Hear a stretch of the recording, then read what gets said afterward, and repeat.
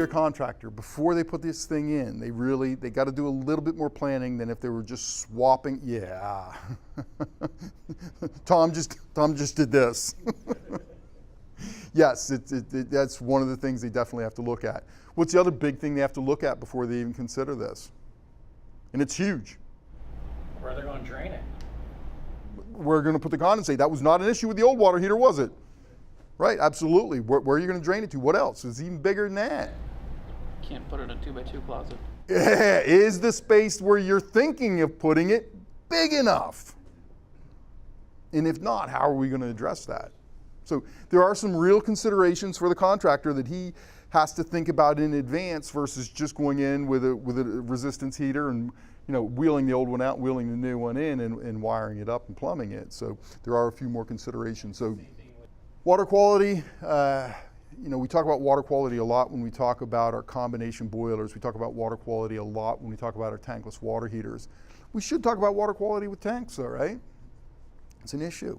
If they have very hard water, they're going to get a lot of sediment. It's going to be an issue. So water quality should be, and arguably never is, but it should be a consideration by the contractor.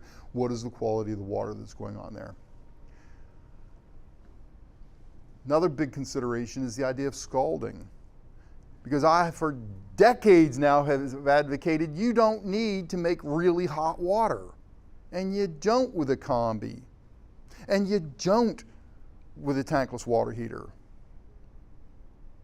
With this, I suggest that contractor wants to make the water as hot as possible. Because again, let that heat pump run. Stack up the BTUs in here, stack up the energy in there so that then the people maximize their comfort. But as we're doing that, now we're going to be really concerned for scalding. So something that I almost would never advocate for until this product, put a mixing valve on it, guys. Put a mixing valve on it. So there's kind of a few oddball do's and don'ts. If there's a concern for flooding in the basement, yeah, put it up on something. And that's a pre-installation consideration, because if he has to do that, this is several hundred pounds. How do you get it up on one of those platforms? What do you, yeah, right? Grunt, make loud noises. So again, having enough space available, is the temperature in that space appropriate? It's a big deal. Does that make sense? Again, with any hot water production, yes, the closer you can get it, the better, but for the most part, that's probably going back where the old water heater was, and the contractor probably doesn't have control over that. Make sure the space is there. Not approved to go outside. No, it's not going outside. Corrosives or flammables. No, man, don't put it next to corrosives or flammables. You just don't want to see that. And yeah, small spaces are an issue, and it's water. Freezing is an issue. Part of the argument for why it should never be outside, but also the electronics and everything. We just don't want to see that thing outside. So here's your clearances. For the exhaust, you need at least 6 inches. Top clearance, you need at least 20 inches. For operation. For service, 32. Yeah. And again, that's because the 80's this much higher, taller, and then you still have the anode rod that's come out of the top. So air requirements, and it is a big deal for this heat pump to work. It has to have air.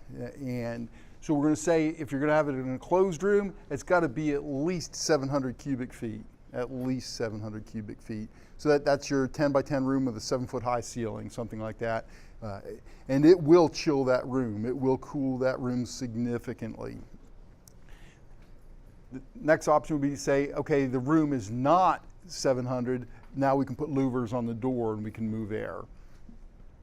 That's not as clearly defined of how much air is required, like 54 talks about for combustion air, because it is not a combustion process, so it's not going to have that as strict what's happening there. So then we got the options of fully louvered doors, partially louvered doors, or an undercut door with louvers on top. We can do all of those. The next option would be to say, okay, let's reject the cold air and pull air from the space, making sure that we have that undercut door or the louvered door in order to do that.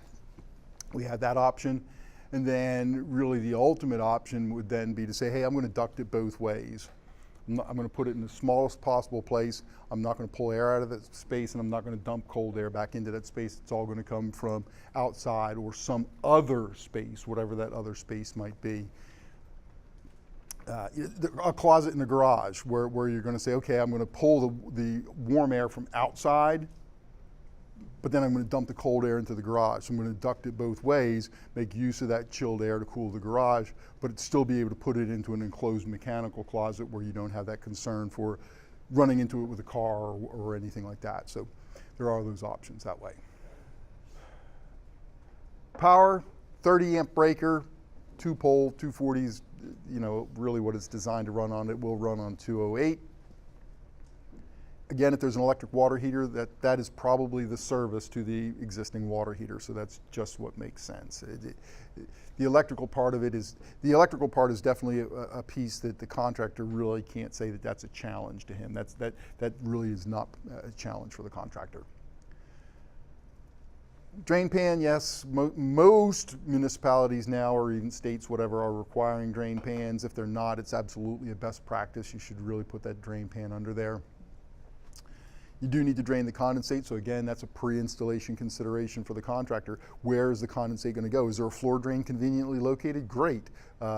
Do I need a condensate pump? Does he need to pump that somewhere? In these kind of considerations that he really has to think about.